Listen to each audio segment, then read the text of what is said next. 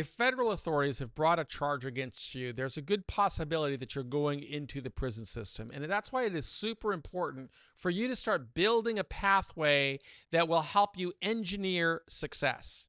You've got to figure out what is the best possible outcome for you at different stages of the journey. If you're at the very early stages of the journey, engineering success might be, geez, I want to try and influence the way that prosecutors bring a charge against me because some charges have a statutory cap that might maximize the amount of time a judge can sentence you to. If you've already been charged, then you want to start engineering a pathway to influence the pre-sentence investigation report in the event that you get a conviction, because that pre-sentence investigation report will have ancillary consequences, not only at sentencing, but also as you go through the journey.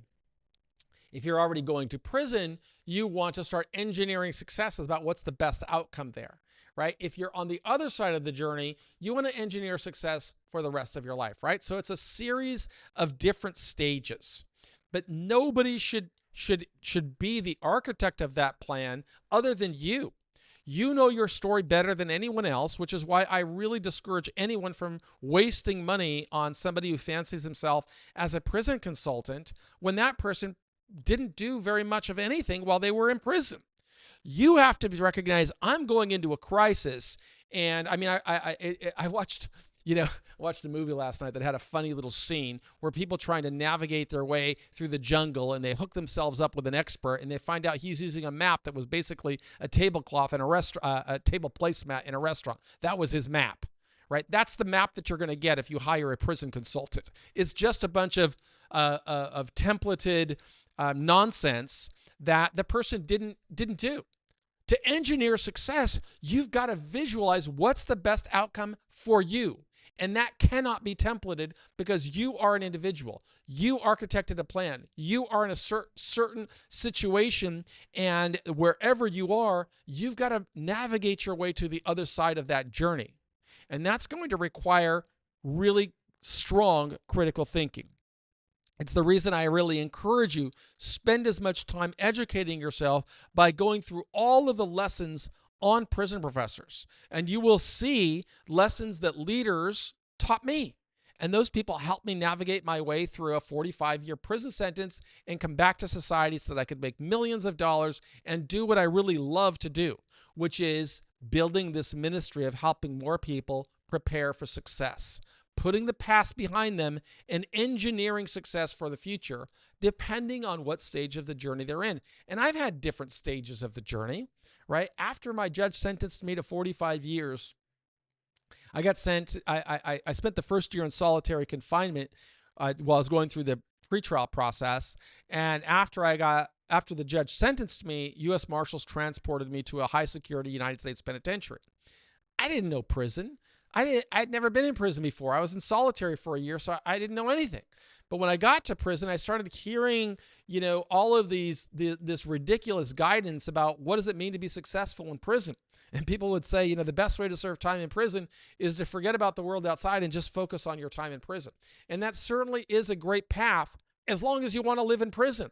Right? If your goal is you want to control the TV room or figure out who sits where or what group you're going to run with, well, great.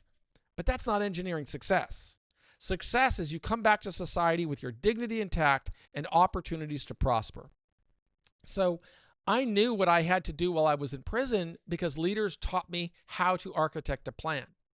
And about 4, 5, 6 years into my journey in the high security penitentiary, I remember how violent and volatile it had become. And I realized it's time for me to change. So I had to engineer a path to architect a transfer to a prison where I wanted to go. And in order to do that, I had to lay out a series of incremental steps. 1 step, 2 steps, 3 steps, 4 steps. And you can read about this in chapter 4 of Earning Freedom. But the bottom line is the strategy that I needed to figure out was before I requested a transfer from the Bureau of Prisons, I needed to figure out where do I want to go? Because success for me was always about coming back to society strong, with my dignity intact, and with opportunities to build a life of meaning and relevance and dignity. And I needed to be in the right prison that I could achieve my goals. I'd set 3 goals. I'm going to spend every day that I'm in prison working to earn academic credentials. So I wanted to earn university degrees. 2, I wanted to figure out ways to contribute to society in meaningful, measurable ways. And 3, I wanted to build a strong support network that would open more opportunities for me to succeed and might become part of a coalition for advocacy that I could use through the journey. Because I had that plan, by the time I was ready to transfer out of the penitentiary to a medium security prison, I had to think about, okay, well, which one do I want to go to?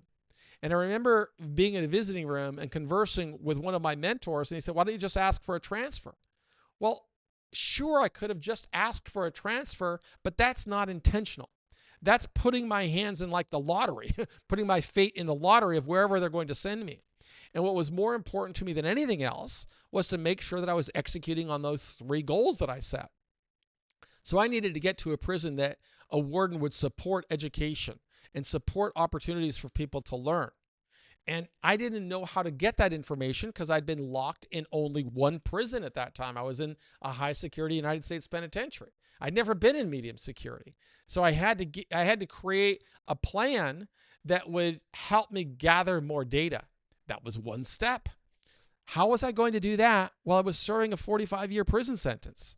Well, if you read in the book, you'll see that I architected this strategy of working together with a mentor of mine who was a professor in Chicago, and we co-authored an article for a peer-reviewed journal in order to influence leadership in Washington, D.C. at the Bureau of Prisons. And through that strategy, I was able to get my mentor permission or architect a strategy from our mentor to get permission to visit other federal prisons because I needed him to speak to people serving time. I needed to find out from people who were inside of various prisons to tell me what's really going on in that prison. Is there real support for educational programs? Had anybody just asked, do you have educational programs? Well, sure, there's GED programs, but, GED programs wasn't what I was interested in. I was in a master's program and I wanted to continue accelerating my path, and I needed good information. So when Bruce, my mentor, got that permission, he started visiting federal prisons and interacting with a supervisor of education, but also 4 or 5 serious students. There's always some serious people in every federal prison, and you wanted to connect with those people and learn from them. So when I figured out which place to go, I learned that it was McKean. But McKean was in a different region from where I was. I was in the southeastern region of the United federal prison system, and I needed to get transferred to the northeast region. A bit difficult because I didn't have any contacts there. So I had to architect that plan, and in the book, I kind of write how I engineered these pathways to success. I engineered so many pathways to success at various stages of the journey that led to me to me pursuing goals that were important to me while I was in prison.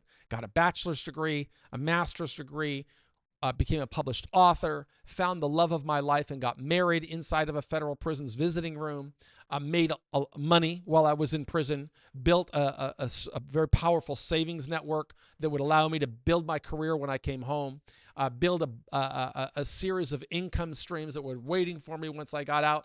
All of that is part of engineering success. And that same strategy I used when I got out of prison after 26 years to architect my way into earning millions of dollars so that I could have my time. Time is the one resource that is non-renewable. And I lost 26 years in federal prison to the system. I didn't lose the time because I was always building, right? But now that I'm home, and I've already been home since 2013, and Carol and I are financially successful, I've got a new pathway of engineering success, and that's to change America's prison system so that more people can earn freedom, higher levels of liberty at the soonest possible time. But this is never about me. It's always about you. I believe in you.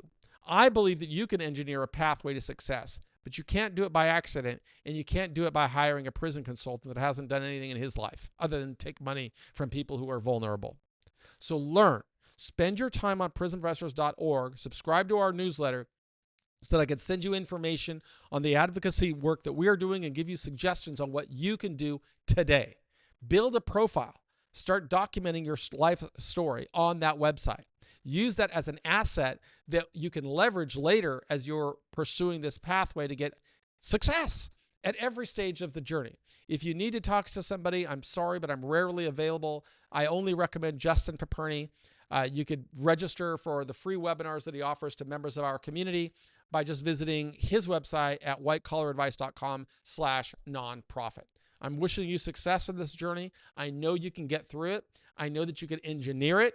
Don't wait for the government to change your life, and certainly don't wait for a prison consultant to do it. Become the CEO of your own life, and you'll start restoring confidence and feeling better. Be cool.